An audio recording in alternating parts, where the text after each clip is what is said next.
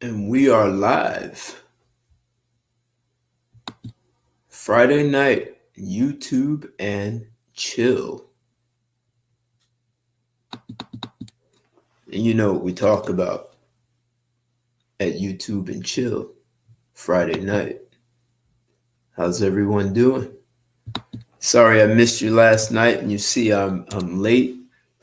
I have a client that has normally met with me on a different day, and things sometimes go a little bit later than usual. And here I am.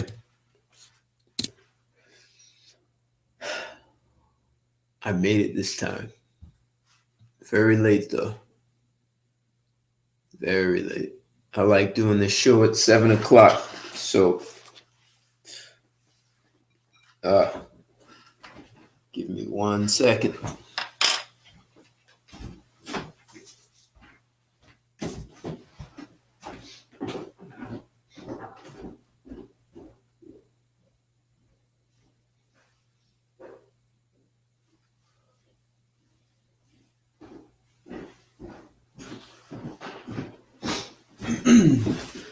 So we're doing a YouTube and chill time. Way off my target, but at least off my target hour. That's all right. I'm here. Sorry I missed you guys last Friday. I was being a businessman, and you might even have to watch me eat a little bit tonight. So let's see if I can make this happen. Oh, man. Yeah. Messy. Let's see.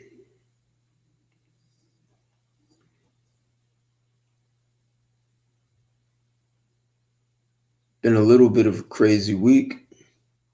Computer breakdowns.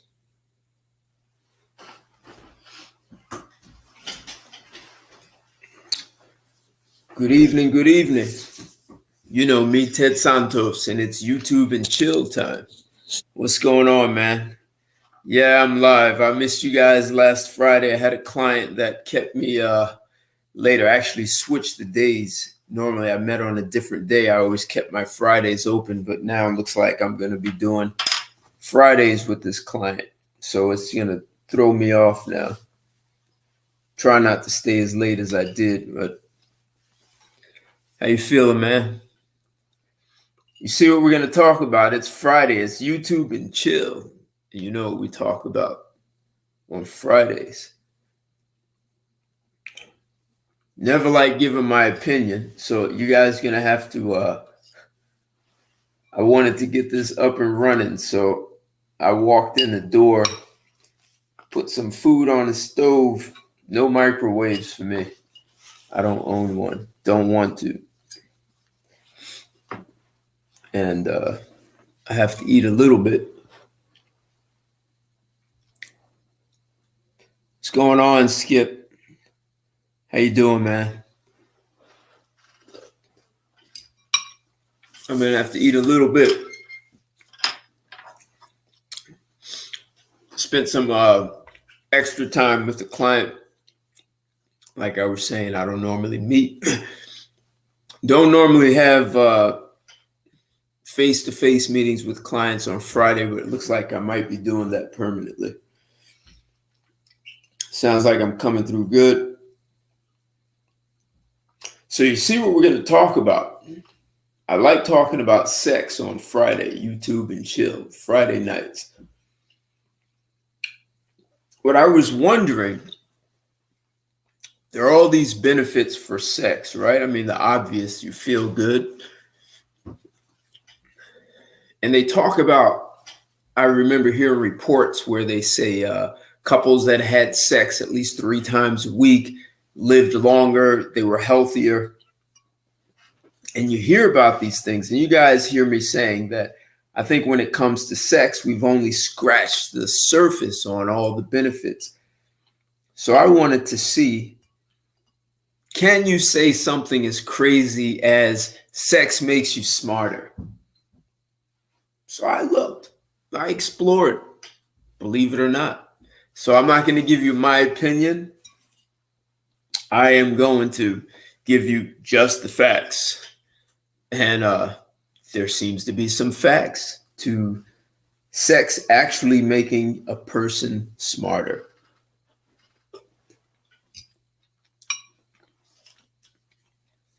Imagine that. They say sex is the greatest exercise, the best exercise in the world. So imagine the best exercise in the world making you smarter.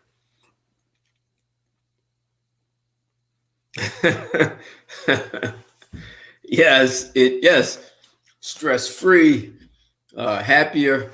You guys heard me say the statistic that couples that have sex 4 times a week or more have happier, they actually earn more money and have happier marriages, relationships than couples that have sex less. So those people who are in marriages and the 38% that are in sexless marriages, they're crazy. Sex can make you more money, can make you smarter, and this is not going to be my opinion. We're not going to use my research for this one. Not my personal research, like some people say. Well, me personally,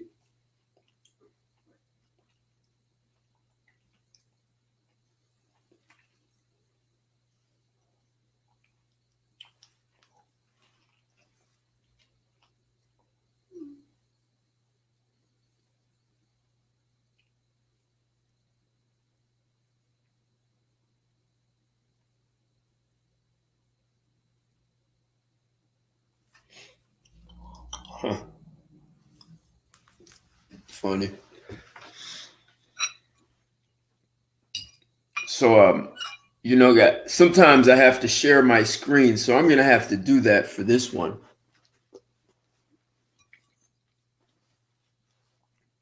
Or at least let me guzzle a little bit of food, guys. So,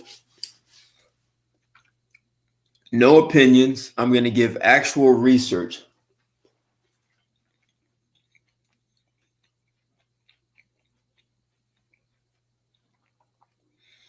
How interesting. So, see, you know what? Tell me, did you eat more? So, a lot of people say they displace sexual frustrations with food. So, did you do that? Skip CO3, is that what happened? Do you think you ate more, or you just ate bad food as a result, or you ate you ate sweets like sugar foods? Because there is a relationship between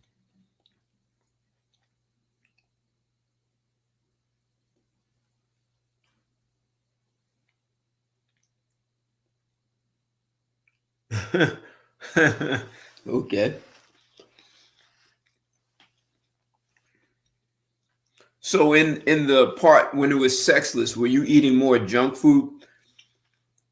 Because I was reading that when people are in sexless marriages, or even especially women who say they're celibate, they end up gaining a lot of weight because sex secretes dopamine in your brain. And I'm pretty sure like chocolate secretes dopamine. So it's like they're chasing that same feeling and high that you get from sex, and they're doing it with food, chocolate specifically. So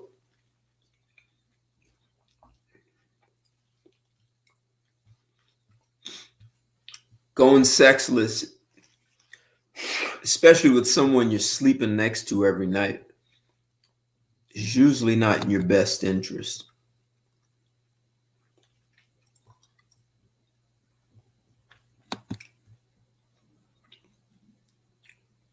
Let me just check out a few of these. Make sure I have all this stuff here.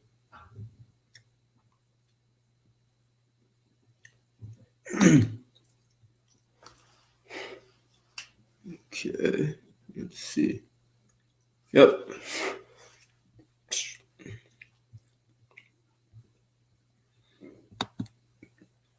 So let's introduce. So you ate a lot of junk food. Yeah, exactly.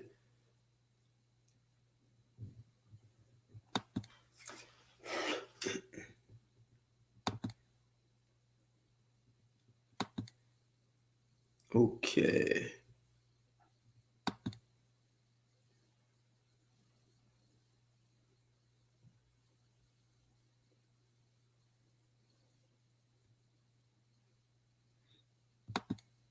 So let's pull up this first article.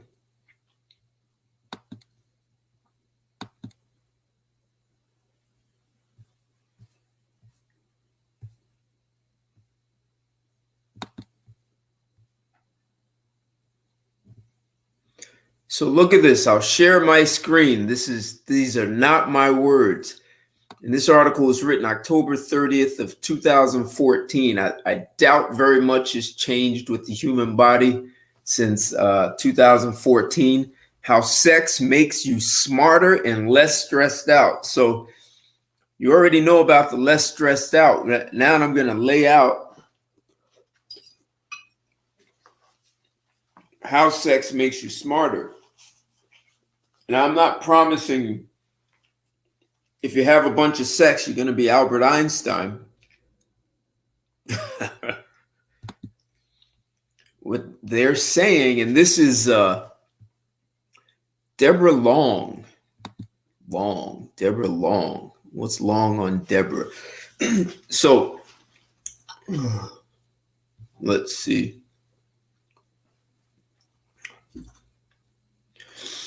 So Deborah says, if you're reading this, you're likely old enough to know and even appreciate something you may not have known when you were 20. The most important sexual organ human beings have is not located between their legs. It's between your ears. The most important sex organ, they didn't say the biggest, but the most important sex organ is between your ears. Your brain is the seat of your thoughts, your feelings, and your actions.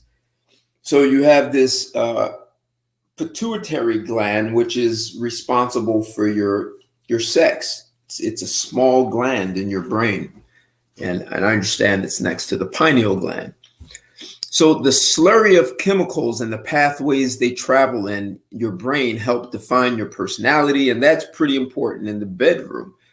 But while the brain has long been portrayed as command central, relaying orders to the rest of the body, the most recent science shows that the relationship is more subtle and dynamic. The brain works in tandem with other organs of your body. In other words, your brain can help your sex life, but conversely, your sex life can also help your brain. So why are they saying this? Like, is this just some hyped up, someone just wanted to put out an article to make people feel good about having sex? Or and this is written by a woman, so it's not a man writing this article helping to persuade women to have sex with their husbands. This is a woman writing it. And what's our source? Business Insider, of all places. Business Insider is talking about sex making you smarter. So, and excuse my, this touchpad is really sensitive. So can sex make you smarter? Earlier this year, a study done by a team of researchers at the University of Maryland found that regular sexual activity not only allowed for neurogenesis, or the creation of new neurons in the brain. So imagine that. Regular sexual activity It not only allowed for neurogenesis, but also improved cognitive function, potentially helping people think more clearly. So imagine just by having sex, you can create new neurons in your brain. Hey, Skip, if you had this article when you were married in a sexless relationship, this would have been a perfect article to present to your wife, right? So, as teenagers, we tell women, oh, I'm going to die or I have blue balls. I'm going to suffer. You don't want to do that to me. But now we can present intelligence, and there are studies for this. We asked Dayu Lin, a neuroscientist and researcher at NYU Langone Medical Center, to explain. And she, another woman, she pointed out that the University of Maryland study was not the first to establish that sex can positively influence the brain. Now, there are ways that we already know it positively influences the brain. That's not new.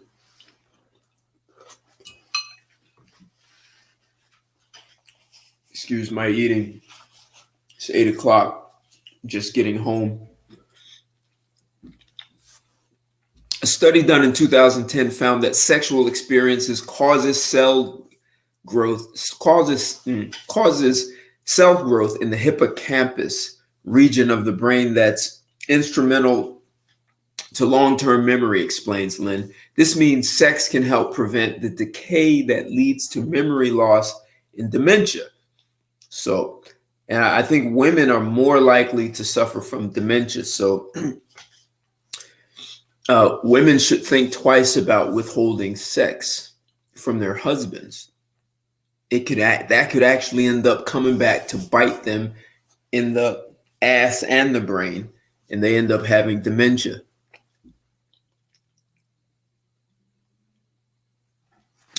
You glow, girls.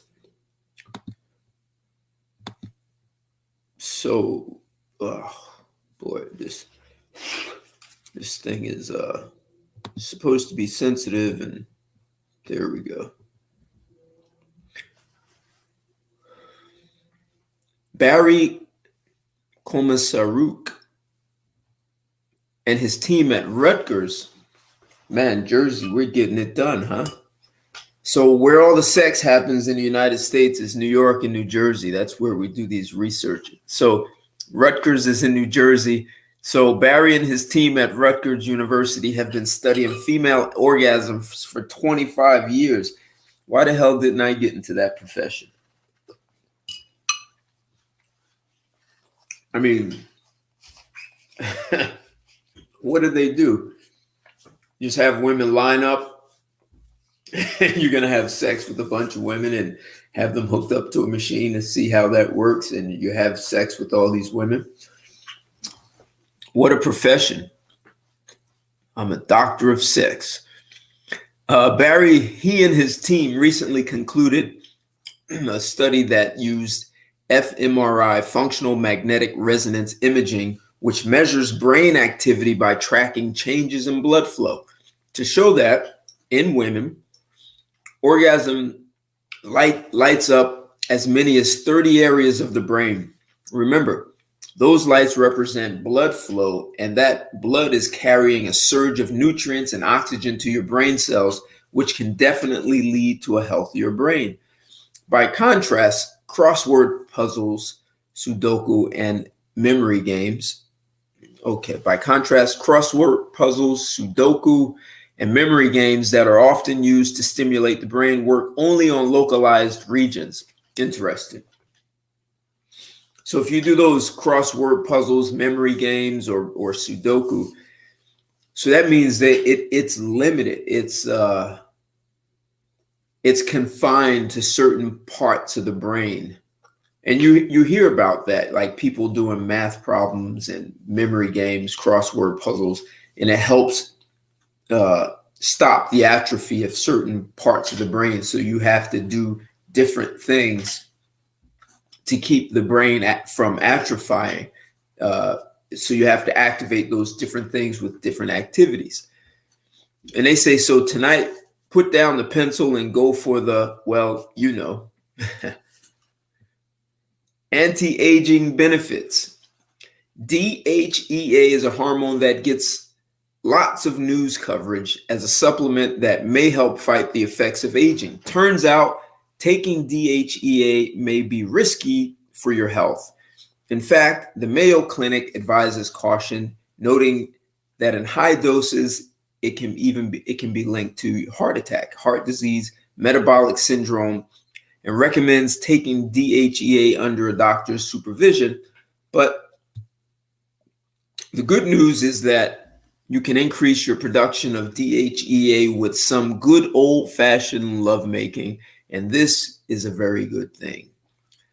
This naturally produced DHEA has been shown to improve brain function, and according to a study done at the University of Wisconsin, DHEA may promote new cell growth too. Bonus, DHEA supports the immune system and is good for your skin too. So sex, man. Wow. Lots of good stuff going on. What's going on, Red Pill Mike? Talking about sex and whether sex can actually make you smarter. We all know there are health benefits in relieving you of stress, but there's research. And much of this research is done over here, right in New Jersey and New York, the sex capital of the U.S.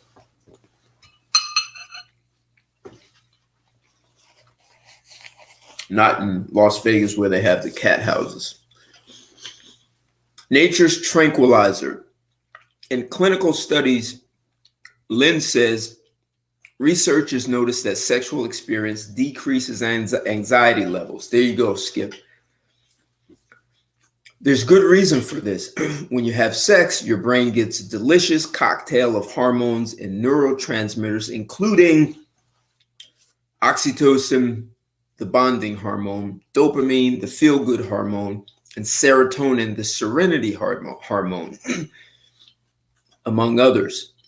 But those are the three. It sounds like a Long Island iced tea, man, with those. Oxytocin, dopamine, and serotonin. That'll put you in a good state of mind.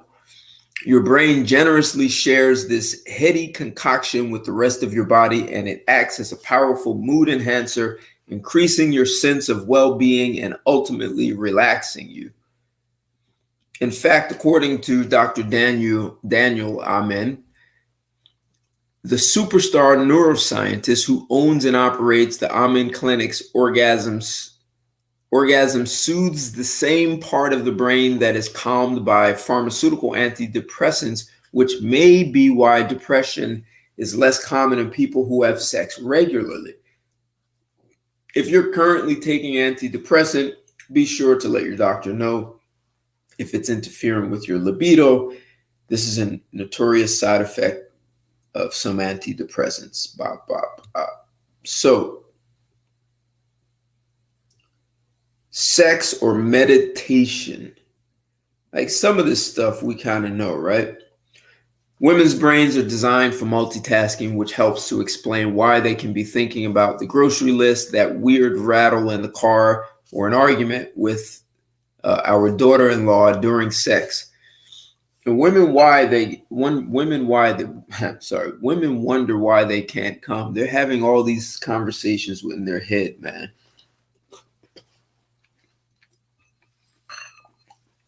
I mean, multitasking, come on. Either we're going to get down or you're going to think about the grocery list. Well, they say all this changes during orgasm, however. As Komisaruk says, orgasm is a special case of consciousness, an altered state where you're feeling, not thinking, so to speak. And the best path to a great orgasm is to keep your head in the game, to practice what is known as mindfulness. Clear your mind and focus on sensations. Having mindful sex isn't just good for your relationship, it's also good for your brain. Scientists now know that one of the areas of the brain most affected by orgasm is the same area that is affected by deep meditation or the brain's religion center, raising dopamine levels. Given the amazing health benefits of sexual connection, it's all the more alarming that Americans are having less sex than they have in the past, and much less than people in other countries. Did you all know that? People in the US are now having less sex than most people in other countries.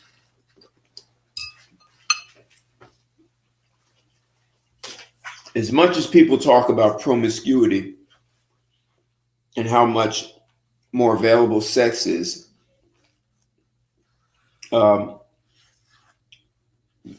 and that this is, they've done the surveys nationwide, and they say people are having less sex now than they did in the 1970s.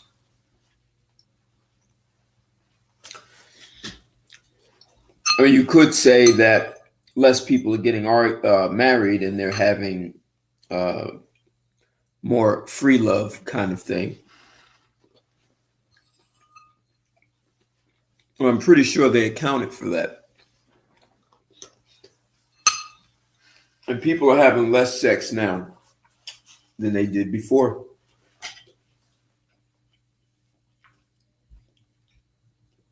Article goes on. While more than 80% of us believe that sex is important for our health and well-being, only 48% are satisfied with their sex lives, according to a sexual well-being study conducted in Durex in 2013. So how do we close the gap? The easy answer is to have more sex. In long-term relationships, dopamine levels can dip, meaning that sex is less exciting than it was when you first fell in love, but you can bring those dopamine levels up by trying new things together, and those things don't have to be sexual, though they can be. Visiting new places, trying new activities like ballroom dancing or whitewater rafting can increase your dopamine levels enough to make sex more exciting.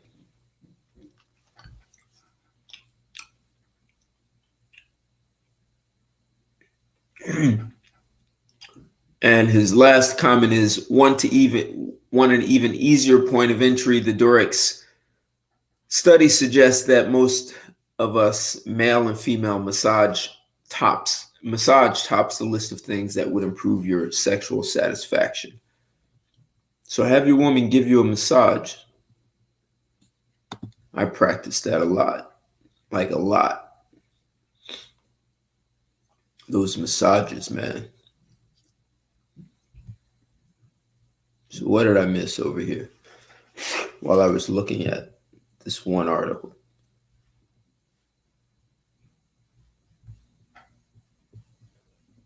Well, getting a little crazy here. Let me get rid of something here.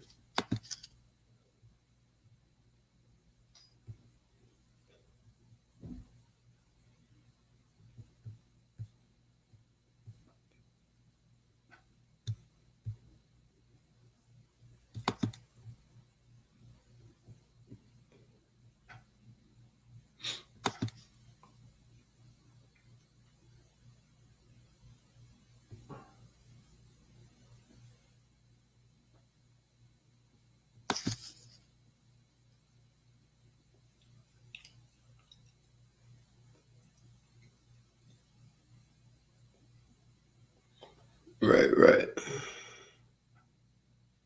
Oh, cool, man. So you're down to your high school weight. Very cool.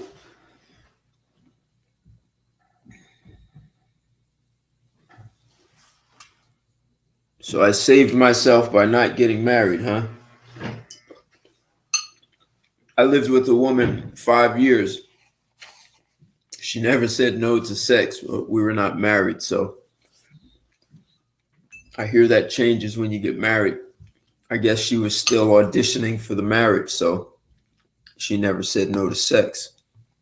Or maybe I was lucky.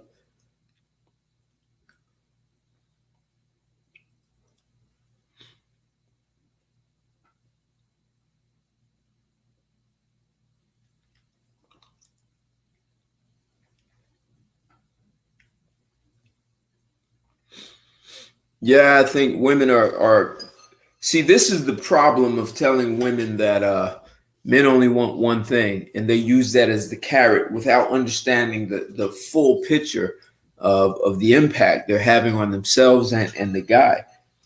I mean, like I said in the beginning, couples that have sex 4 times a week earn higher incomes, they make more money, and they have more fulfilling relationships. So how is a woman winning by withholding sex?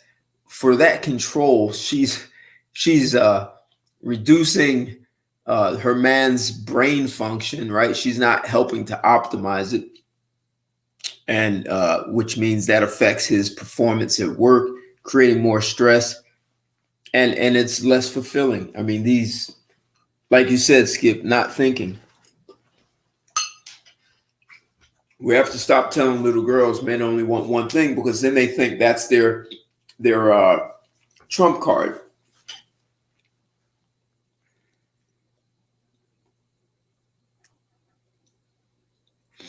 Interesting, common man.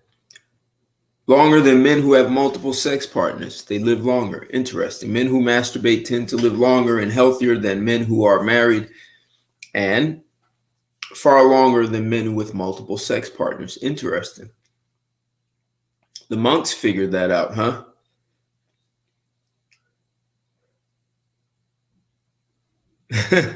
So, okay. You didn't find that concoction. Okay. So let's see if we can pull up another study here. See what they talk about in this study. Man, this oh,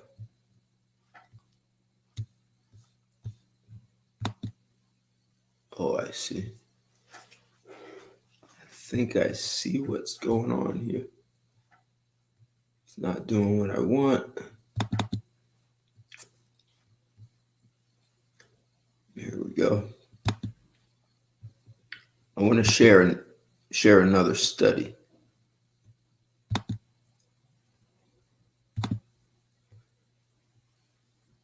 Man, this touch screen is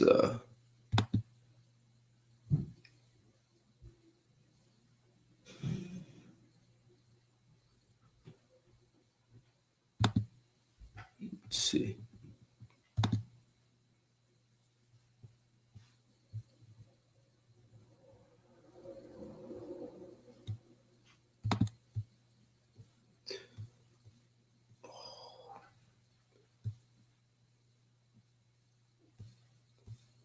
Oh, okay.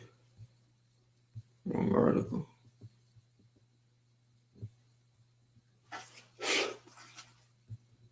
This is wild.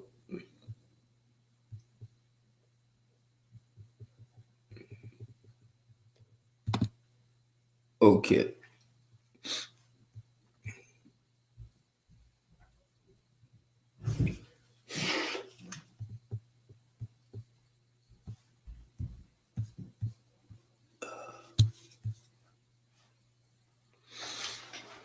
So this article is from NIH, National. It says NIH, and from there, the National Library of Medicine, National Center for Biotechnology Information. Sexual experience restores age-related decline in adult neurogenesis and hippocampal function. Aging is associated with compromised hippocampal function and reduced adult neurogenesis in the dentate gyrus, as new neurons have been linked to hippocampal functions such as cognition. Age-related decline in new neuron formation may contribute to impaired hippocampal function. Right, so a decline of new neuron function formation, and that's going to impact the other article talked about the hippocampus and how that affects That is related to your memory. So we investigated whether a rewarding experience known to stimulate neurogenesis in young adult rats, namely sexual experience, would restore new neuron production and hippocampal function in middle-aged rats. Don't they call us men rats anyway? So they found middle-aged rats. Sexual experience enhanced the number of newly generated neurons in the dentate gyrus with both single and repeated exposures in middle-aged rats. Following continuous long-term exposure to sexual experience, cognitive function was improved. This is all about improving the cognitive function of your brain. That's what these experiments are about. Following continuous long-term exposure to sexual experience, however, when a prolonged withdrawal period was introduced between the final mating experience and behavioral testing, the improvements in cognitive function were lost despite the presence of more new neurons. That's interesting. So he could have been humping for a while, and then a long time he had a dry spell.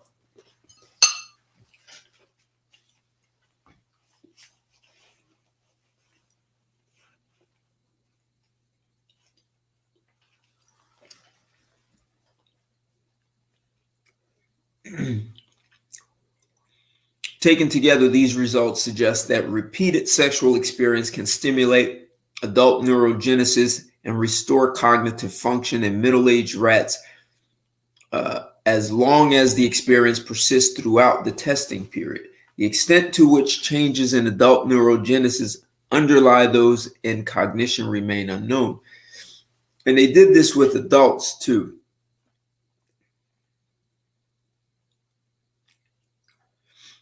So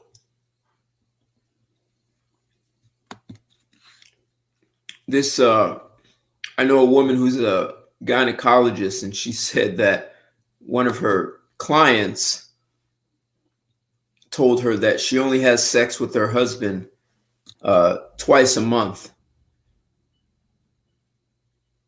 because twice a month makes sex better between the two of them.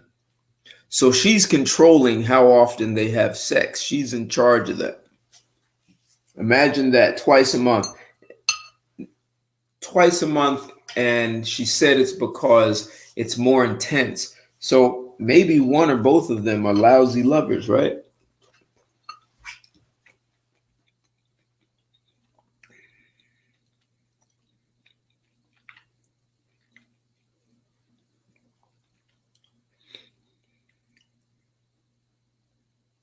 Well, yeah, Common Man, that it also, so that's interesting that you bring that up, right? So having sex with multiple, when a woman, you guys have seen, I put these studies up already. When a woman has sex with 6 men, she then becomes 3 times less likely to be in a stable, emotionally stable relationship. Like, get that. She has sex with 5 men, and she's pretty much going to be okay. When she hits number 6, she's 3 times less likely to be in an emotionally stable relationship. So when she goes to 7, 8, 9, 10, and I've run out of fingers and toes, for each man over 6, the likelihood of her being in an emotionally stable relationship declines more and more. And I don't think women have been taught this, nor do they understand it, nor do they want to accept it. They want to believe they can do whatever a man is doing, but they, as their, so on one hand, this is telling you that repeated sex long-term, and it's continuous, consistently over time, it improves cognitive function. But for women, and this is not for men, they found it didn't have the same impact on men. For women, what happens is there is this oxytocin it secretes to bond, and then she breaks. So it's a bonding and then it breaks because she stops the relationship and goes and she bonds with another man and it breaks. If she keeps doing that, so if she does that with 5 different guys, she can get away with that. But when she hits number 6, it starts to create a trauma. And then she gets 7, 8, 10, 20. She's traumatizing her brain by secreting the oxytocin to bond, and then she breaks. So it's a bonding break, bonding break. And this came from gynecologists, the man and woman who did this study, the research. The name of the book they wrote, I forget the names, but they wrote a book called Hooked.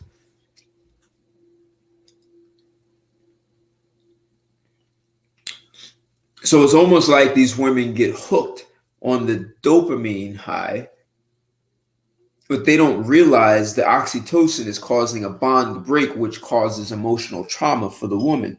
And see, the problem is she becomes accustomed to it and thinks that, well, this is just the way I am. Or she begins to project that onto men and say men are really screwed up and men are screwing her up and men are such dogs, and she doesn't realize that she's traumatizing herself.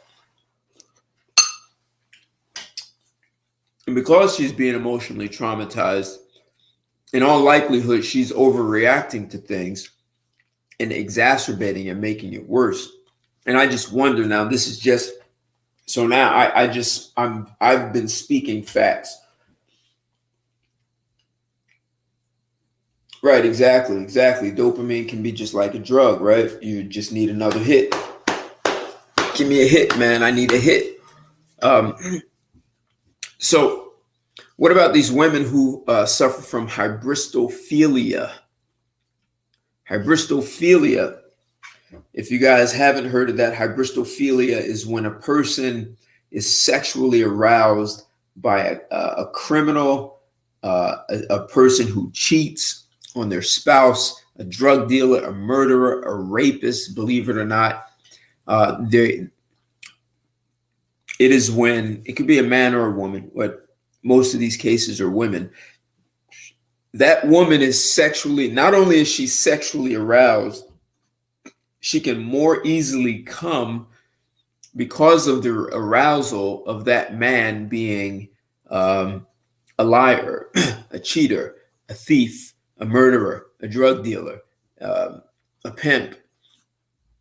She can climax much easier with that guy because she's so aroused by him. And they call it a mental disorder. And I just wonder if a woman has sex with so many different men and she's causing this emotional trauma, is that emotional trauma, the bond and break to the point that the only way she gets aroused is by some deviant kind of behavior, you know, the person who's knowingly doing wrong in society, and she has to find excitement in some other way. I mean, you know, I have no judgment. I did a show on BDSM, but I just wonder what happens with the bond and break happens so often. There's emotional trauma. So now she may even have a difficult time secreting oxytocin, which is the bonding, like the love chemical, right? So if she can't secrete oxytocin just from normal engaging sexual intercourse, then she's going to now depend on the dopamine high, which could come from the criminal, BDSM, or some other thing that has to, like, it's like she needs stimulation to be able to enjoy sex.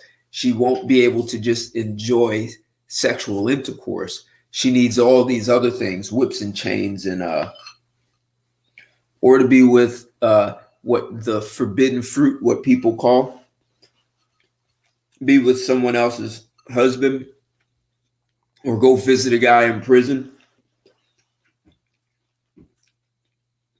The excitement of a drug dealer in danger. And if she is not secreting oxytocin sufficiently, that's another problem.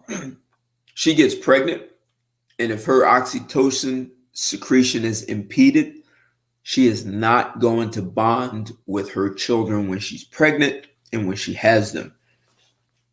She could be a very abusive mother, or you hear about these women who drown their children in a tub or just outright kill them and blame it on someone else.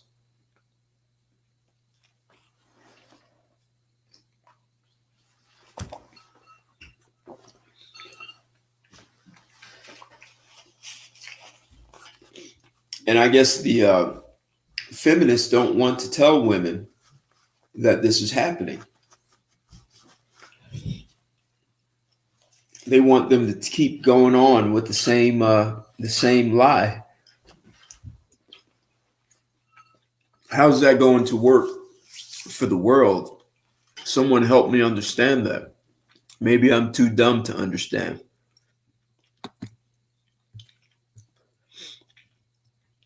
I'll admit it.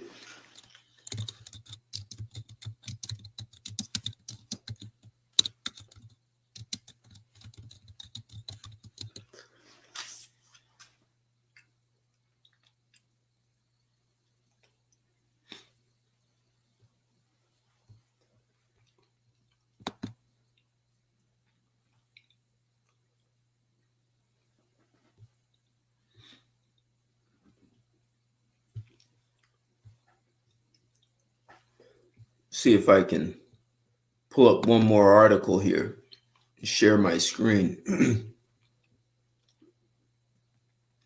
So there's no equality for anything between men and women, especially when it comes to sex.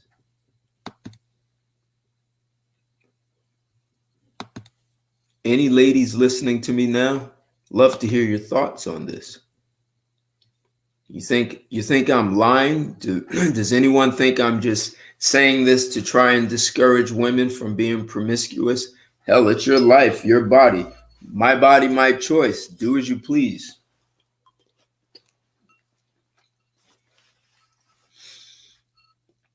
At least be smart enough to warn your daughters and your granddaughters and your nieces, your teacher, the girls in your class.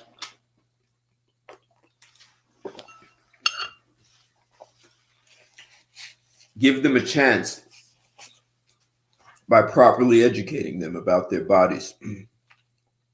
Don't tell them they can do anything a man can do, because all you're going to do is hurt them in the long run.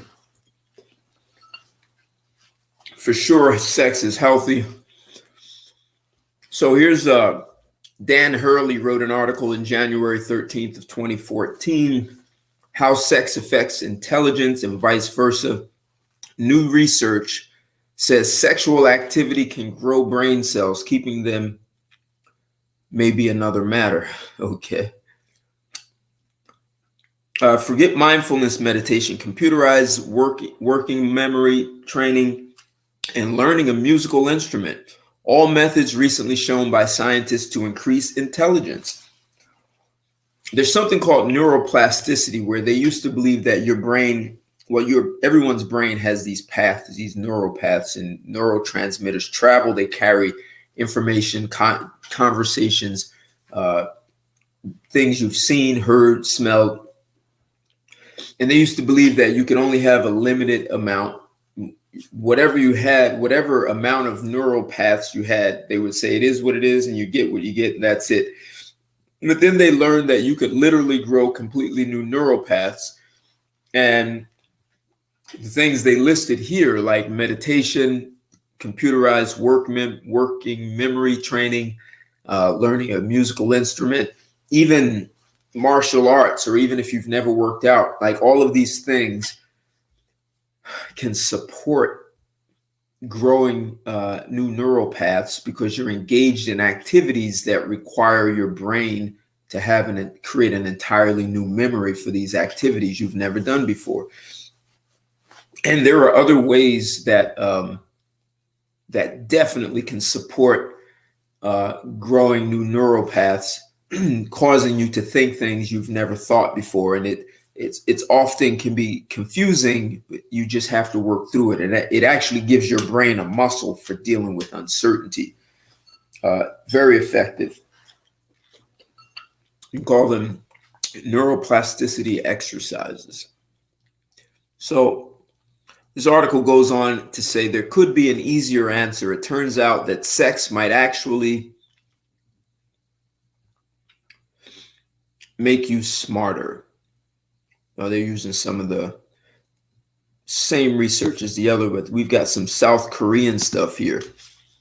Researchers in Maryland and South Korea recently found that sexual activity in mice and rats improves mental performance and increases neurogenesis, the production of new neurons in the hippocampus where long-term memories are formed.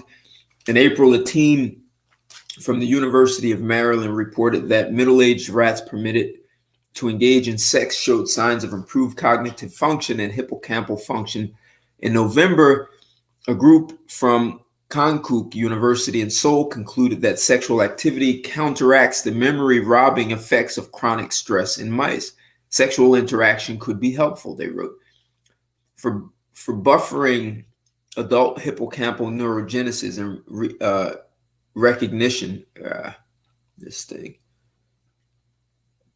And recognition memory function against the suppressive actions of chronic stress.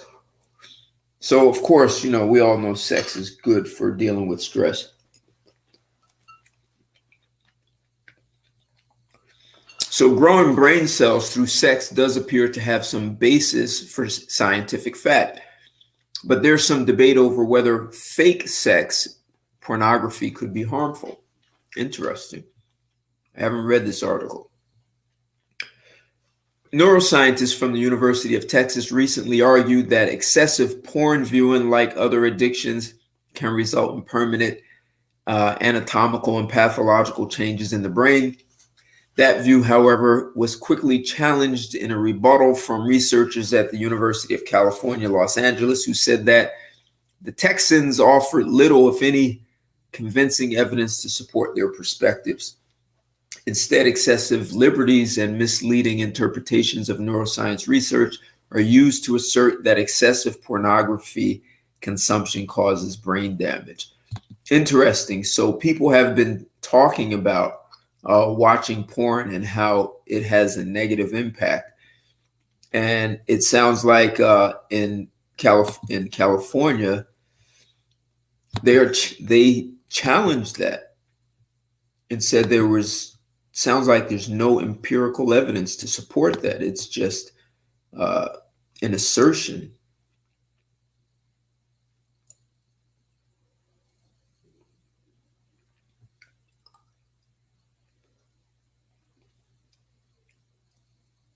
So whether or not porn addiction literally damages the brain, even brief viewing of pornographic images does interfere with people's working memory, the ability to mentally juggle and pay attention to multiple items. A study published last October in the Journal of Sex Research tested the working memory of 28 healthy individuals when they were asked to keep track of neuronegative, positive, or pornographic stimuli. Results revealed worse working memory performance in pornographic picture condition, concluded Matthias Brand, head of cognitive psychology department at University of Duisburg, Essen, Germany. One myth about sex, or perhaps it's just a joke, is that testosterone poisoning makes young men stupid.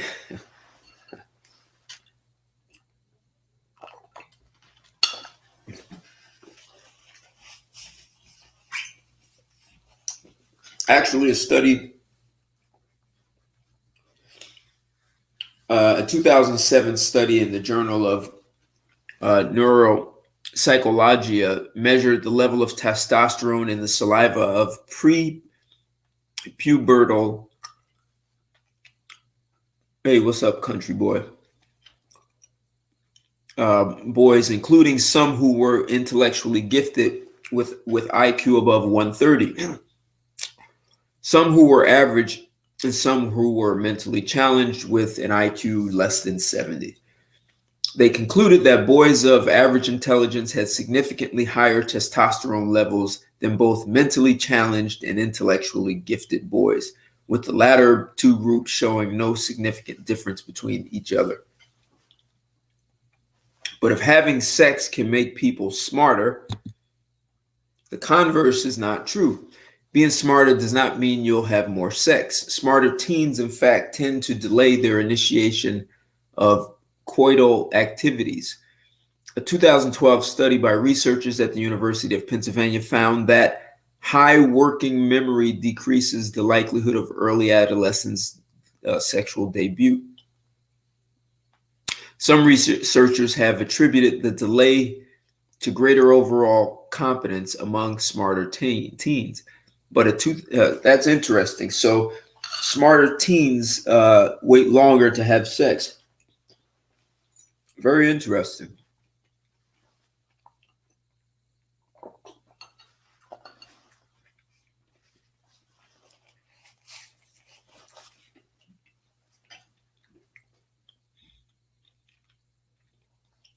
But a 2010 study found that adolescents at both the upper and lower end of the intelligence distribution were less likely to have sex. Most recently, a study of 536 same-sex twin pairs concluded that intelligence may be a red herring. The association is really between school achievement, not IQ per se, and age at first sexual experience. In old age, too, cognitive abilities affect one's chances for getting lucky. A study published just last month found that older adults in mild cognitive impairment, MCI, often a forerunner of Alzheimer's disease, were only about half as likely to have engaged recently in sexual activity as were their cognitively healthy peers. Of those with MCI, just 32.5% had recently engaged in sex, compared to 62% of those without MCI. Perhaps, however, the dream of getting smarter through sex is just an alluring fantasy. Tracy Shores, a psychologist at the Center of Collaborative Neuroscience at Rutgers, has reported that while many activities can increase the rate at which new brain cells are born, only effortful, successful learning increases their survival. As she said at a meeting on cognitive enhancers at Society for Neuroscience 2012, you can make new cells with exercise, Prozac, and sex. If you do mental training, you'll keep alive more cells that you produce. And if you do both, now you have the best of both worlds. You're making more cells, keeping more alive. So it sounds like I'm not promoting Prozac, but that's what's in the article. Sex and working out.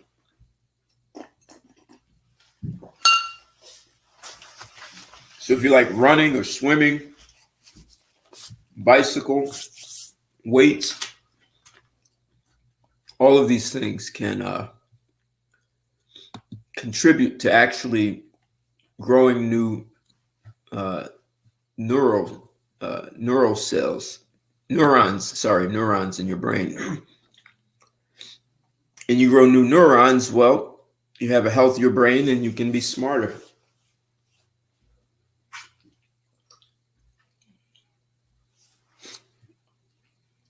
So what do you guys think? And I read the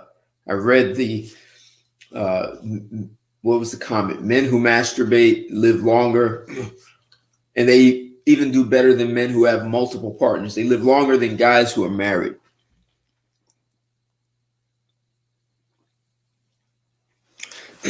Yeah, common man. I'm just seeing your comments now. You're right.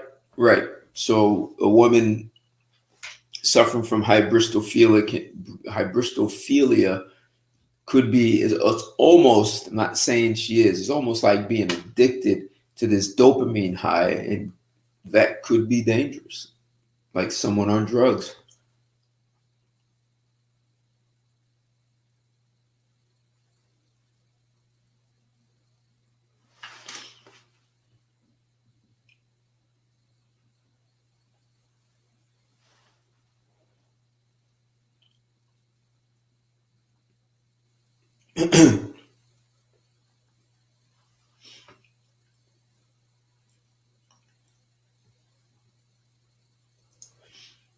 I didn't know that. Sir Isaac Newton never had sex. He died a virgin. Wow.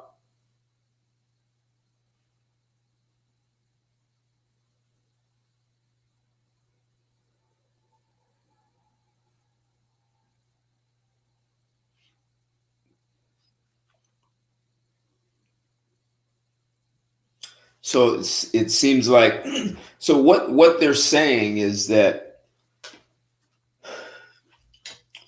it sounds like what they really learned is that having sex helps generate new neurons in your brain in the hippocampus in the back, and that's responsible for your memory. So, and I've heard, and I haven't done the research with that. What I heard is, or learned or read, is that there's a relationship between a very, very good memory and intelligence. Generally, people who are gifted in intelligence can often have a really good memory, long-term memory. They can remember things that are just people just wonder if they're even lying. They can remember things. They're full-grown adults in their 20s, 30s, 40s, 50s, and they can remember things that occurred when they were toddlers. So if you can preserve your long-term memory, which supports intelligence, by continuously growing new neurons, because your neurons, they die off, they start to slow down, you don't produce as many. And that's how people go into these dementia, Alzheimer, and these other problems. So having sex supports the neurogenesis, is what they call it, growing new neurons. PJ, you don't like athletes. Wow. And you're talking about football in the UK, correct?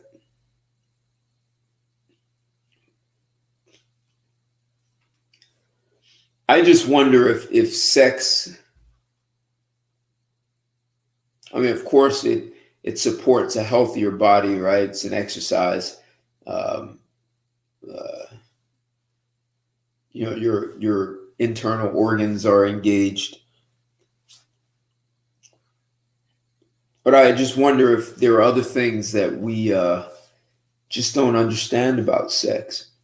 Like, we're just learning this stuff.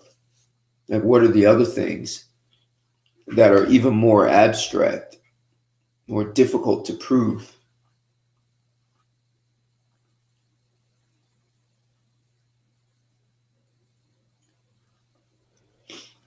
Well, yeah, country boy. Not only so men don't pick them, you also don't want those women having children. I mean, they may have a problem bonding with the children, and they may be women who can be very abusive with their children, their own children. I did a show, and you guys saw me.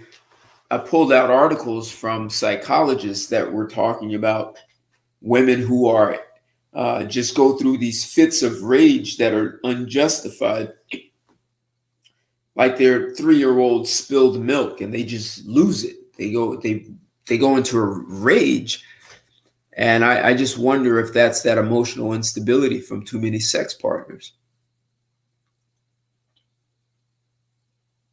Right, and that's what the article was saying. So one of the things the article was saying is that sex can stimulate 30 different parts of the brain, and they talk about how if you do crossword puzzles or mathematics, like let's say you're getting older, those crossword puzzles, mathematics, reading certain things, they stimulate very specific parts of the brain. So, you have a part of the brain that's responsible for computation, like doing mathematical formulas. There's another part of the brain that's responsible for doing crossword problems. There's another part of the brain that's responsible for geography. And then, there's the memory part. So you have to do all those different activities. And then there are mental games, mental exercises that you can do through computers. And that deals with a specific part of the brain. So they're saying if you do all those different things, it helps to, keep dementia away. What they're saying is that sex lights up, it activates 30 different parts of the brain. And I mean, I'm extrapolating now. I don't think they have found any other activity that lights up as many parts of the brain as sex. So that, and as they said, it means that when you are lighting up through these, they used fMRI. When they use that, they're watching where the blood is going in the brain, which means nutrients that are in your blood are going into your brain, and it's keeping those sections of the brain very healthy. It avoids atrophy. So, when you work out, if you work out a muscle you've never worked out before, that can have that same effect. There's a part of the brain that works out that particular muscle. Or if you go running or jump rope, hit the punching bag. Those exercises can affect different parts of the brain. You exercise for your arms and exercise for your leg, they're going to affect different parts of the brain. Sex is lighting up 30 different areas, keeping the brain very healthy, getting blood flow to it. So, and in one where they did it with rats, they talked about how they allowed middle-aged rat to have consistent sex, and then they withdrew sex from that rat, and they didn't continue to have that same lighting up or blood flow to the different parts of the brain. So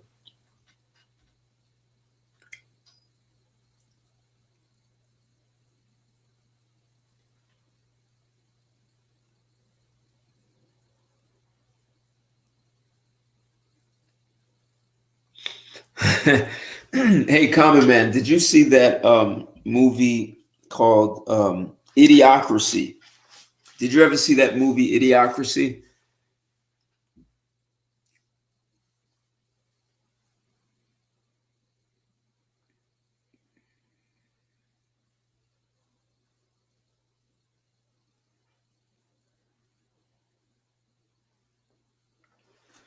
So you think playing video games lights up more areas of the brain than sex? Is that what you're saying, PJ?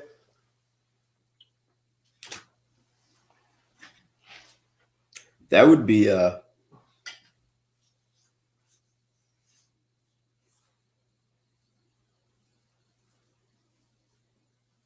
oh, well, okay. Check out that movie, Common Man. It's called Idiocracy.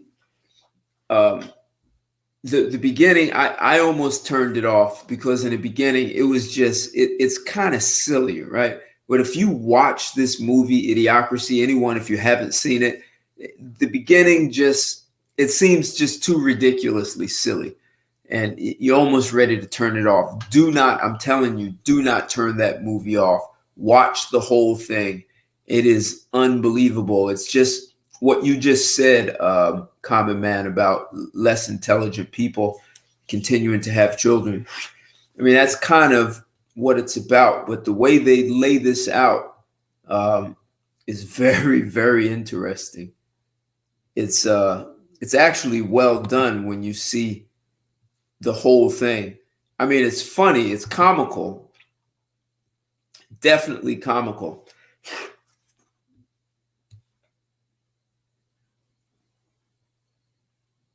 Definitely having some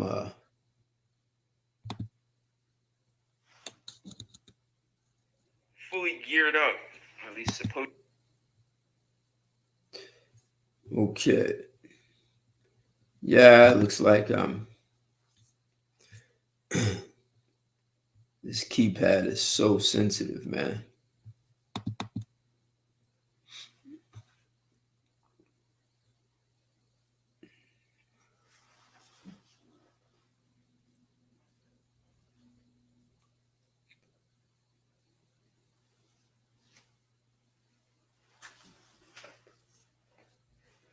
Well, I think some women are hearing. So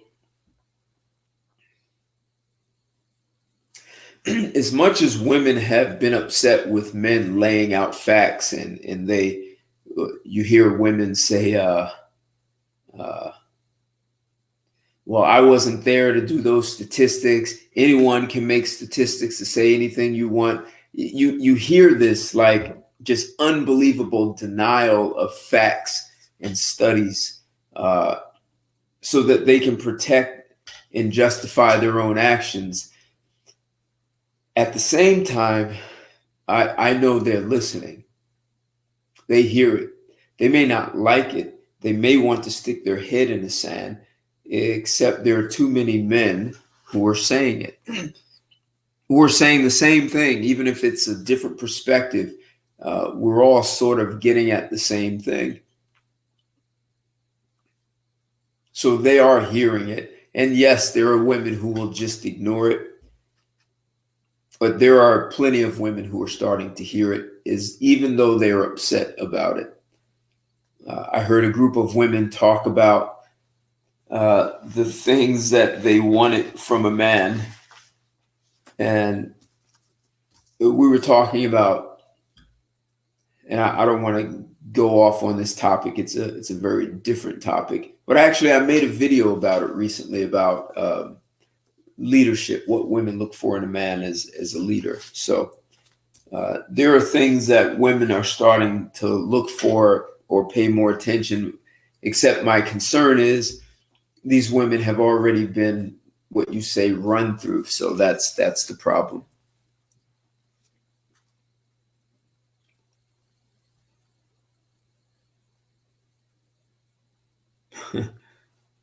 Lust is a hijack.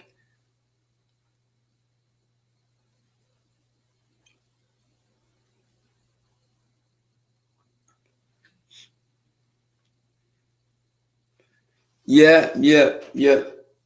I mean, there may be a generation or two of women who will just suffer the consequences and be a great example for the younger women who perhaps are just being born now. The women who will be born in the 2020s will see this stable of women who are undesirable and emotionally unstable.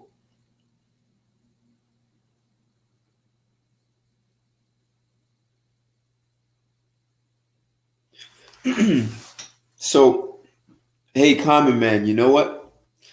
Everyone has feelings, right? So, if I slap my hand, I'm going to feel that, right?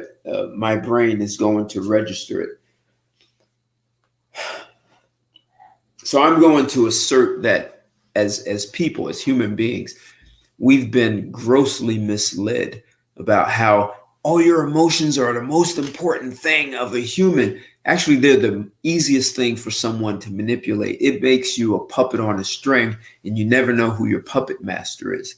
So I can have feelings. It doesn't mean I am my feelings. And that's where people get really confused and mixed up in believing that the feelings they have are who they are. But if you travel around the world, if you go through, what are there, about 192 countries in the world, and then in many countries, people like India, they speak different languages. You go to countries, and you go to Mali or Senegal, you'll find several languages in those countries. And I'm saying this for a reason, because what means one thing in one country could mean absolutely nothing. It could mean nothing in another country, could mean the opposite. And the associated feelings with the meaning will dictate how you feel as a person. So essentially, we are taught. It is almost like we're not taught. It's almost like we inherit what we're supposed to feel. Like someone gives you a feeling. And so I'm saying that how we respond to even feelings from conversations, I mean, it's actually profound. Our education system and middle school and high school would be beneficial if people could learn.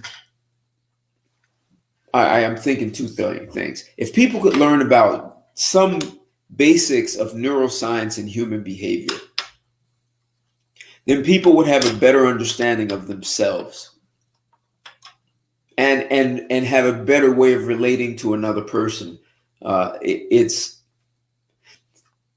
So my other thought is, we go to school and we learn mathematics and we learn about some guy who discovered America and a guy who invented the light bulb and people who invented the airplane. And the one thing that we never learn is about ourselves. And we have sex ed class that gives us sort of the basics of sex and why a woman has period and how pregnancy happens, how abstain from sex, use a condom. What we really don't learn truly about our sexual selves and our bodies. Women don't really understand their bodies in a lot of cases. And I understand women may be insulted by a man telling a woman she doesn't understand her body. But what I just read, we talked about neuroscience and its relationship to sex, and you talk about the pituitary gland. So we really don't learn about ourselves. So if we start to learn about ourselves, then you start to have a better understanding about your feelings and what society told you you're supposed to feel about certain things, and then having a choice as to whether you want to feel that or not. You really do. Because like I said, if you go to another country, if you traveled around the world and people would be like, wow, why are you sad over that? Or why are you happy? Or you look at the certain colors people wear to express sadness or happiness.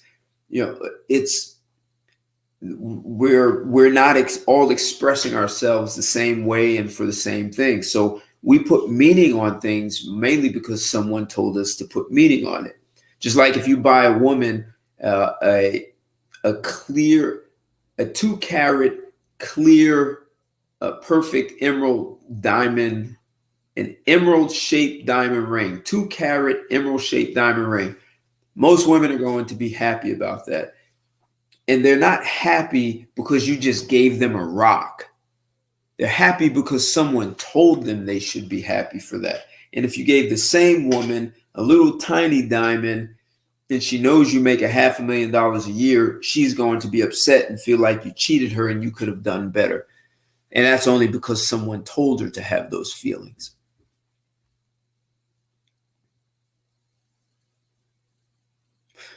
Yeah, marrying young girls.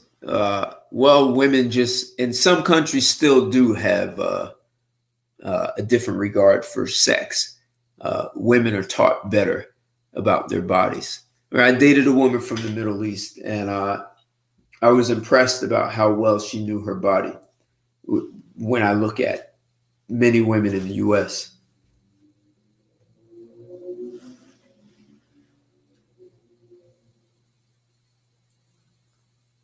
Hey, PJ, that's a good one, that a tribe doesn't have the word sin.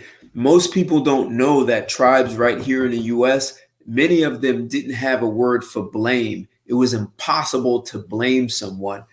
So if you encountered someone in some interaction and you didn't like what they did, instead of you didn't even have a word or context. There was no way to blame the person and say, oh, they did this to me and made me a victim. So if you couldn't blame someone, you couldn't be a victim. What you would do is you'd go to an elder, and the elder would ask you questions. So when the person did this, what did you think? Like, what were you making yourself think? And they basically would make you help you become responsible for what you were thinking, as opposed to saying that person made you. Because technically, no one in the world can make you feel anything. No one is walking inside your brain and making you feel anything. You do that because you've been told to put meaning and feeling on things.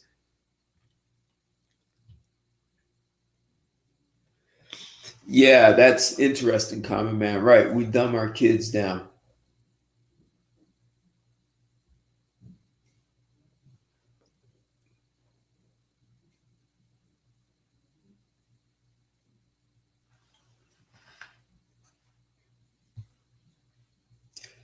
Women have too many thoughts in their brain. You guys saw me post that article up in the past about how women have more activity. A lot of women think that by them having more activity, it means they're more intelligent than men.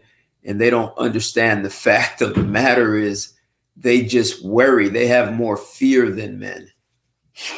It's why men take risks and invent industries, and we create companies and we fail, and we build a new company and we fail. Women don't want to take those risks. Men do. And so there's the reward, but that's getting us off the topic of sex. So just now imagine that. Now just take that. Like, so women worry about things. So in the middle of sex, women are worried about things that are irrelevant, have nothing to do with sex. The first article I read is that is one of the things they do to help women so that they can enjoy sex instead of worrying about these 50 million things that have nothing to do with sex. But when she comes, all that other stuff goes out the window. She's not multitasking. She goes like in this zone. And for the women who can't get there, is because they have all this other irrelevant stuff going on and they don't know what to do about it.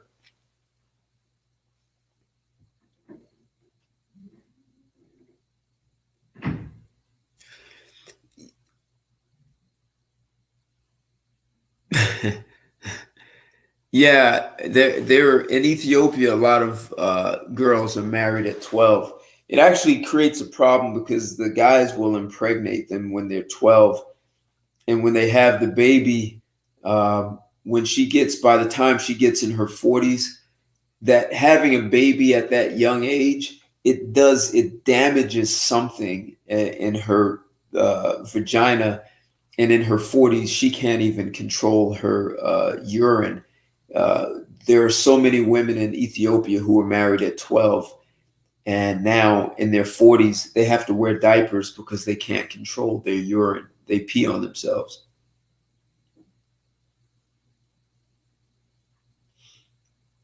Hey, well, PJ, that's a good point. So it's like they have all these thoughts going on, and they're worrying about things that don't matter, things that never happened, and things that never will happen. And that's what I'm saying. Men and women do this. Women just do it more because just by the way their brains function, it has them worry about way more things. And men can be way more focused than a woman. A woman will have 10 thoughts going off at once, dealing with one situation, and the man just has that one thought dealing with that one situation. And it doesn't mean women can't get into the zone and all that good stuff. I'm not saying that. Just by the way a woman's brain functions, a woman can train herself out of that. And you'll hear about women athletes who get in the zone just like male athletes do.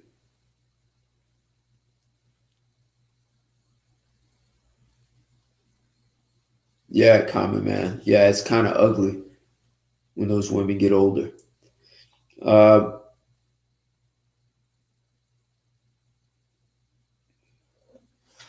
when you say which category do they fall into, which women are you talking about, PJ?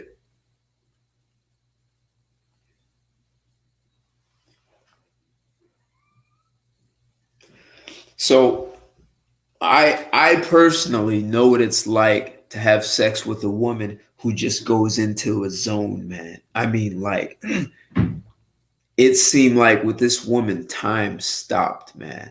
Like the only thing on her mind was what was happening in that moment. Like the world didn't exist. This woman, more than one, but these women went into a zone, man, and you could actually feel that that woman was just like in a zone and lost. And those women were so much more capable of fully experiencing all the pleasures in their body. That's a different kind of woman to be with. You don't have to do all those tricks and swing from trapeze to be with those women. The less intelligent women. Wow, PJ, that's which category? You're talking about in terms of sex or just having their brains light up? Hell, I can't give you an educated answer on that. So maybe depending on the environment they are in, right? So if she's less intelligent, she may be more afraid of being taken advantage of by someone who's smarter than her.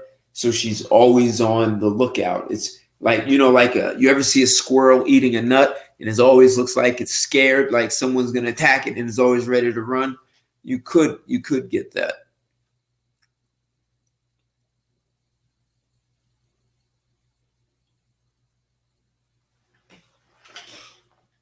Yeah, that's a problem, country boy. Yep.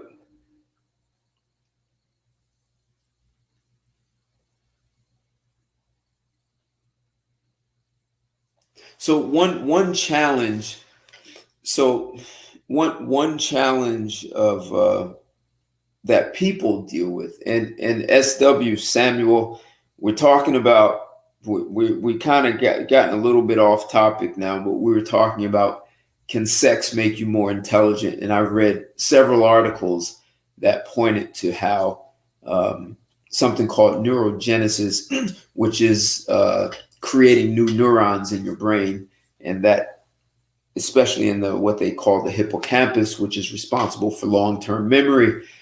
So they attribute sex to being able to make you more intelligent. Plus, sex lights up many parts of the brain, which means it's secreting blood and nutrients there.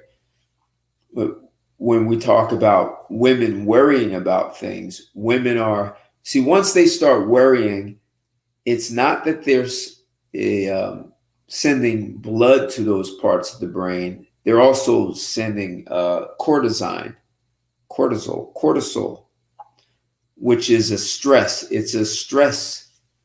It's a stress-inducing biochemical, and that's a problem.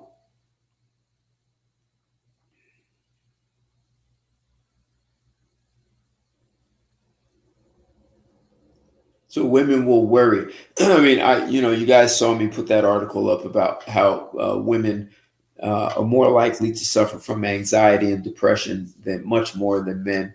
Women are 3.5 times more likely to attempt suicide, even though men successfully commit suicide more than women. Women attempt it more than men.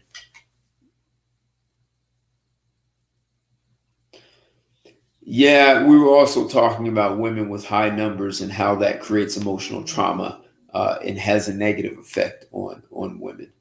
Uh, I also it was talking about guys with average IQ, high IQs, low IQs, and the average IQ guys tend to have more sex. The high, very high, and very low tend to be late bloomers. Yeah, so, but women having sex with a lot of different guys uh, are causing trauma to their brain, so they probably will be quite dumb.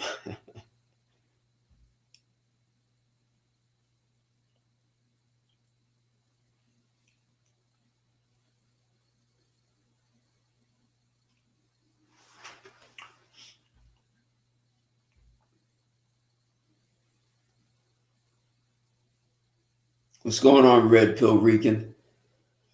You and I need to chat, man. I hope you saw my message, but yeah, I want to have a conversation with you. Yeah, high IQ definitely gives a man more options, and that is so. Two of the things women look for. Everything's cool, man. Two of the things women look for. So both men and women aspire to go up to a higher socioeconomic class. When a man is looking to go up, looking for a woman to be on his arm to go up to a higher socioeconomic class, he's looking for that physical beauty, the face, the body, her air, her demeanor being beautiful. Cool. All right. What a woman looks for is a man who's more intelligent than she is and earns more income. And she believes that will get her to a higher socioeconomic class. But she actually, they found that women really rely on a man being more intelligent than her because she'll learn from that guy. I mean, that's a woman who has a good sense of herself and has a good sense of what to look for in a man. If you guys have never heard of this guy, you could even check out some of his YouTube. His name is Charles Murray, and he wrote a book called Coming Apart. And he talks about how there's this new super upper class of people who come from money and they have higher IQs and they're marrying others with higher IQs and then having children and raising them in this high IQ environment. It's creating a whole new class of people, almost like they live in a bubble. Very interesting, and he backs his books up with a ton of research. Very interesting. If you don't read the book, just at least check out some of his YouTube videos to get a really quick gist of what he's saying.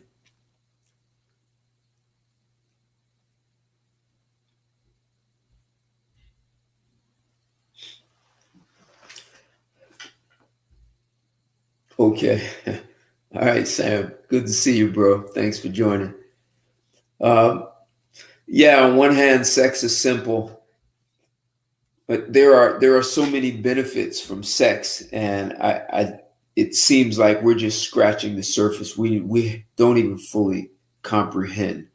And you know, you look at people like in India, and they have these different like tantric and kundalini sex, and you hear these different kinds of sex and breathing exercises, and you know, it'd be interesting to see if there were studies like that in India. I'll search around for that. Maybe I'll do sometime in the future another show. So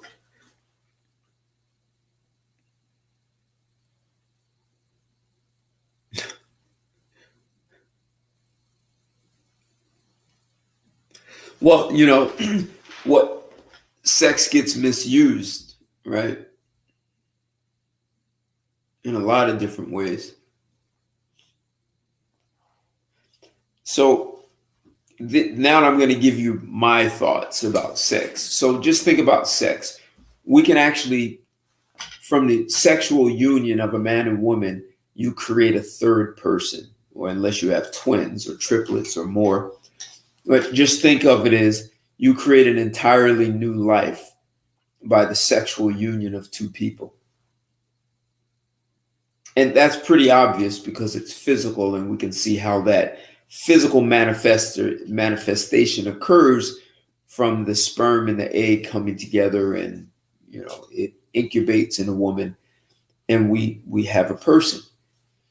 So what if sex is highly responsible for creation of many things, and we don't understand that part of it? I'm going to go off on a little bit of a tangent, and I'll reel myself back in. But scientists have found that a human being can actually alter their own DNA, and it's through here, right? Your language, your thoughts. So imagine if you as a human being can alter your own DNA,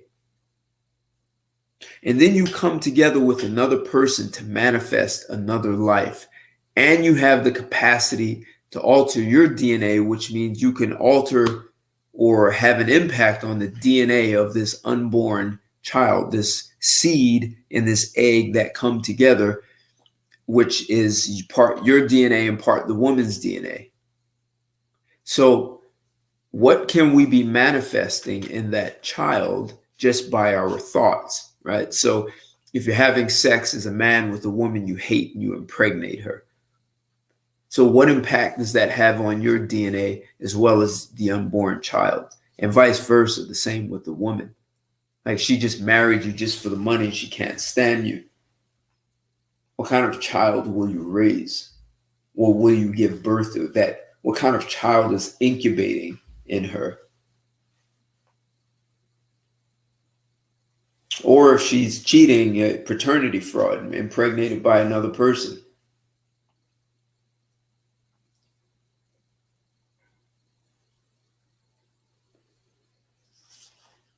So that's another way to look at sex, right? So now, on a positive side, common man, this super class, right? So you get a man and woman who are fulfilled together. They both have high IQs, and they want to have a child who is more intelligent than they do. And those are the thoughts that they're having, that they want children who are more powerful than they are.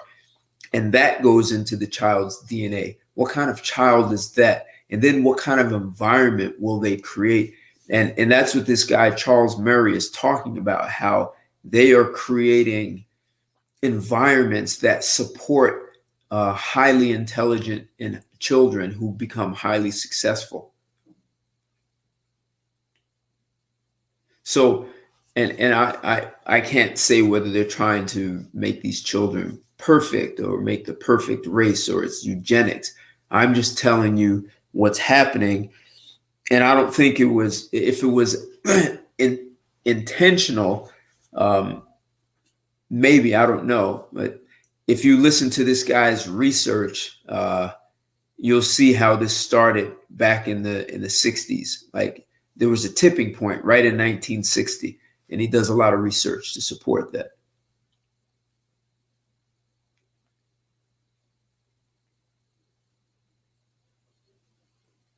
Yeah, PJ, exactly, right? So you're depressed and you produce a child who's depressed. Yeah, check that out.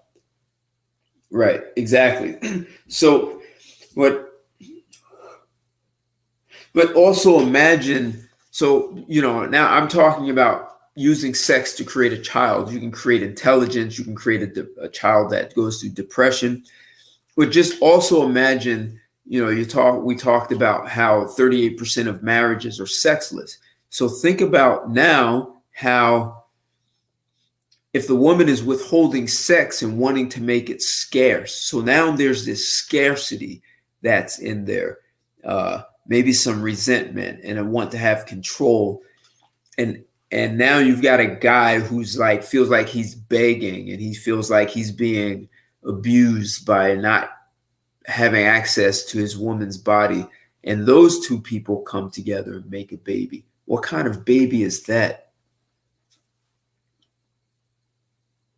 And then think about how, if sex can create life, what other ways can we manifest through sex, right? So we talked about growing new neurons and long-term having better memory, better intelligence, a better functioning brain. All of these things can happen through sex, manifestations of our sexuality. Hey, Common Man. Yeah, I'm familiar with Margaret Sanger, but check out this Charles Murray, because you'll hear the tipping point where a policy changed at Harvard University in 1960. Very interesting. One policy change impacted all of the other Ivy League schools, and it all started with Harvard in 1960. Very interesting. So I don't know if that was intentional or just one policy change. And I'm not in a position to say that policy change had a specific outcome. Well, what it did for Harvard and their reputation is took it to a next level. So from a branding perspective, it gave Harvard a very new reputation. What's up, Penthouse Suite? Thanks for joining. Well, Country Boy, it's easy to say it looks like they're winning, but they're really not. Right, PJ, right. That's the thing that I'm getting at. I'm sort of extrapolating, right? So what if sex has that kind of capacity? So, think about what I said in the beginning of this video. Hey, what's up? Thanks. Thank you, Penthouse Suite. What I said in the beginning of the video is that couples that have sex 4 times a week or more earn higher incomes and have more fulfilling relationships. So these are couples that are mutually engaged in a healthy sex life. And it seems like they're manifesting abundance because they're earning higher incomes than people who have sex less often than 4 times a week. And their relationships are more fulfilling.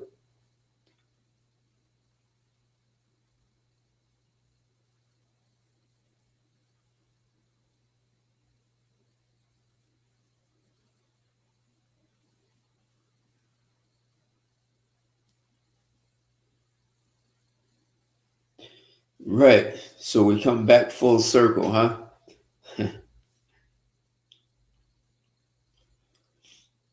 It gets us right back to intelligence.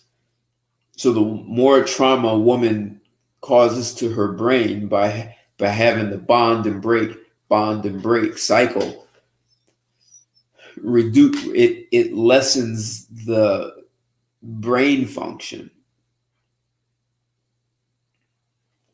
It causes emotional trauma, and it could cause her to make more poor decisions in the food she eats, and she ends up gaining weight. She gains weight.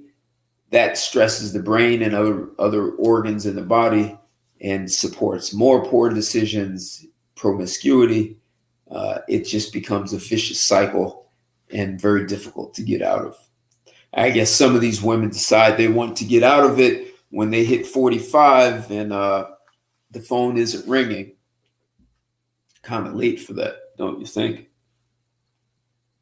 Unless you guys are lining up for those 45-year-old women who have numbers that exceed 30, 40, 50. That was just by their 30s. Now they're 45.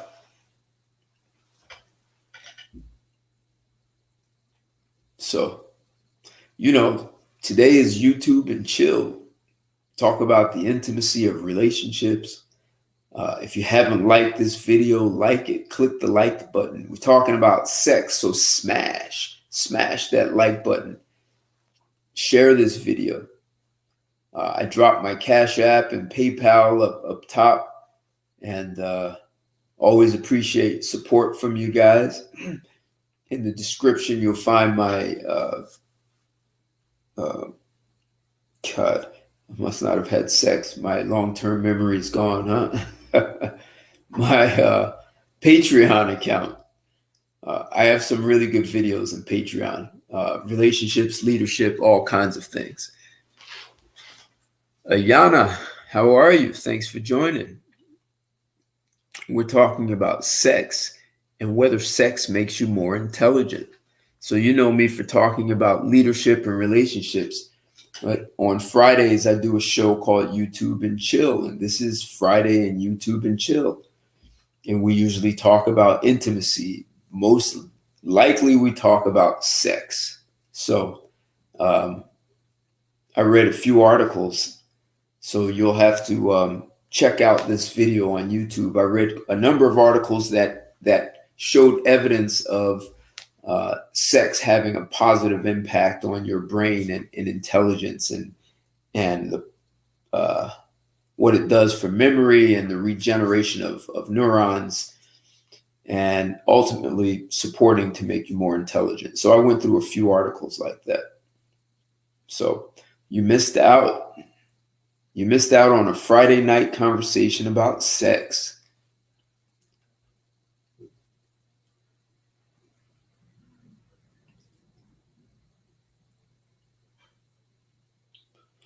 Yes, walnut is good. There's also another vitamin. It's vitamin U is very good for the brain, and vitamin U comes in cabbage. Uh, if the cabbage we're eating is still good, but I don't know if you have to get organic. I don't. Organic is just about pesticides. But cabbage has vitamin. I'm pretty sure it's vitamin U that's really good for the brain. So there are foods like you said, walnuts. Um, there's some other foods that are really good for the brain. See, I like getting. Uh, I like getting nutrients from my foods.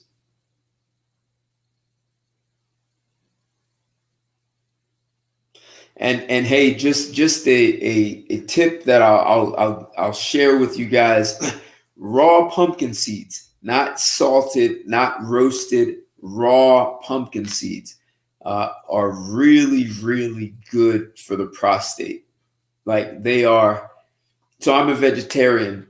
So before I was a vegetarian, I would eat oysters, and the kind of impact oysters has on your prostate, it's healthy. Uh, it has potassium, but it has zinc. Oysters and pumpkin seeds have zinc in it. And if you eat not a lot, just a good decent size handful. Oh, let's see. I actually have my. I didn't eat them yet. Let's see about how much would that be. So if you eat pumpkin seeds on a daily basis, just as a maintenance for positive male health in your prostate, pumpkin seeds are really good. The other thing that's good for the male prostate is red fruits and vegetables. So that will keep your prostate healthy. My understanding is tomatoes is really good, and tomatoes are good if you cook them a little. So there was a whole article about how pizza can actually be good for the male prostate. So I don't know if you guys can see this. I guess there you go. That's the amount of a good handful of and I guess if you're bigger, you can probably eat a little bit more, but I don't overdo it eating pumpkin seeds. But you don't need to eat a lot, just once a day. I eat them. I eat them after I eat a dinner. So your foods, your red peppers, your tomatoes, red tomatoes.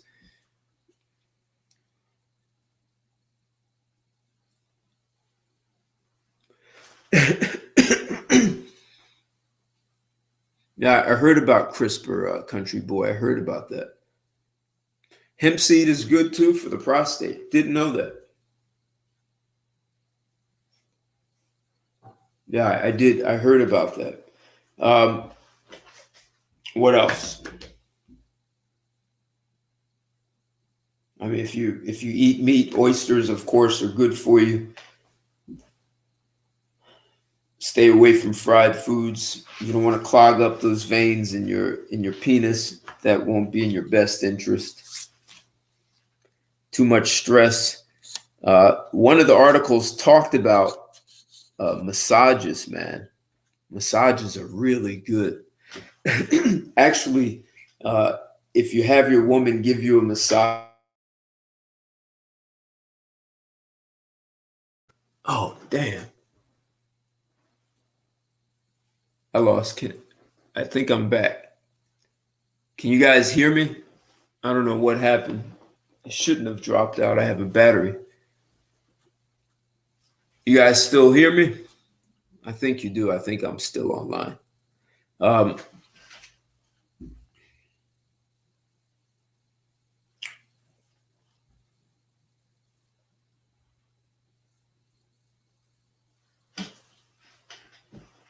Don't know how my internet jacked up.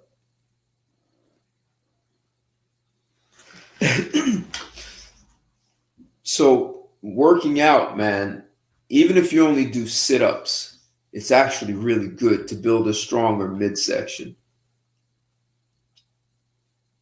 It's good for helping lay the pipe in a very firm, solid, supports endurance. If you run or swim or ride a bike, some sort of endurance exercise, definitely helpful. You want to keep your resting pulse rate down so that your blood flow is strong throughout your entire body. You definitely want a good blood flow in the brain, in your pituitary gland.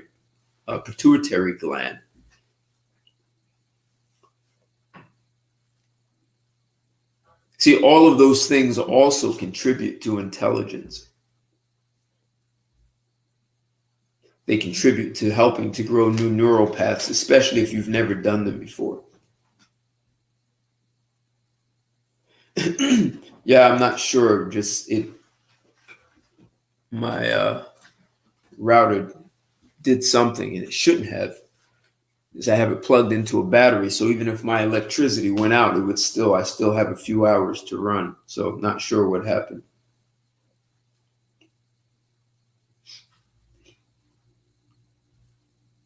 Anyway, guys, I just want to talk about, have a little bit of a chat about intelligence in sex. Is something that's not discussed often. Can sex make you more intelligent? And if sex can light up 30 different parts of the brain, having plenty of sex can actually support not only intelligence, but what people would call confidence, right? That sense of power that a man like craves, and you get that from your woman. When your woman is cooperative and not withholding sex, and you're not in a space of scarcity. I mean, if she's really your partner in life. You know, there's some informal research that says many of your men who were extremely successful, whether you go back to someone like Alexander the Great or Henry Ford, John D. Rockefeller Sr., all these people who had exceptional success, they all had very big sex drives, and they had women by their side who accommodated them. They may have cheated. I'm pretty sure Henry Ford did have an affair, but he didn't leave his wife. But the point is, these guys engaged in a lot of sexual activity. So there seems to be a relationship between high ambition and high sex drive. Doesn't guarantee it, because there are probably a lot of guys in prison who have a lot of high sex drive. So high sex drive doesn't guarantee anything at all. So guys, if you haven't checked me out on Patreon, check me out. Same on Instagram. I have a lot of work, a lot of content on Patreon that's never hit the public on YouTube, and it's everything from relationships and talking about, and I even get into how our bodies and brains work, and relationships and health, how your own neurochemistry affects your relationship, things that you can do to enhance it. I talk about leadership for sure. Maybe one of my core competencies and my first love is leadership, or maybe my second behind sex. That's why I do this YouTube and chill. So finding a way, you see, I always find a way to include sex into anything: leadership, success, intelligence, fulfilling relationships. Well, check me out on Patreon. As I said, my Cash App and PayPal links are in the chat. Your support is always appreciated. You guys have always been great. Love your support. You guys, I just did a show yesterday with a guy, Cash, The Fix for New York. Really good show. We got into a lot of business and politics. You check that out. Red Pill Rican, you're next on the list. I want to do something with you. And like this video. If you haven't smashed it, come on, this is about sex. You got to smash that like button, man. Smash it. Smash that like button. Share this video. Any comments you make, greatly appreciated. And have a great weekend. And like I say here at YouTube and Chill, I want you to enjoy the weekend, and you actually can spend the weekend making yourself more intelligent. Just find yourself a partner who wants to appreciate it as much as you do, and fire up those brains, man. Smash like it's your ex. Appreciate your support, guys. Thanks for joining me tonight. Wanted to definitely cut this off before 2 hours. Wanted to just kind of get to the point, lay out some articles. Hope you guys found value in them. Love to hear more of your comments. Share the video so other people can get the same value you've gotten out of it. And I'll see you on Sunday with my straight talk, where we're going to cut straight to the chase on something important, provocative, counterintuitive, and we're always going to take that politically incorrect perspective. Until then, guys, enjoy the weekend. Talk to you soon. Take care. Bye.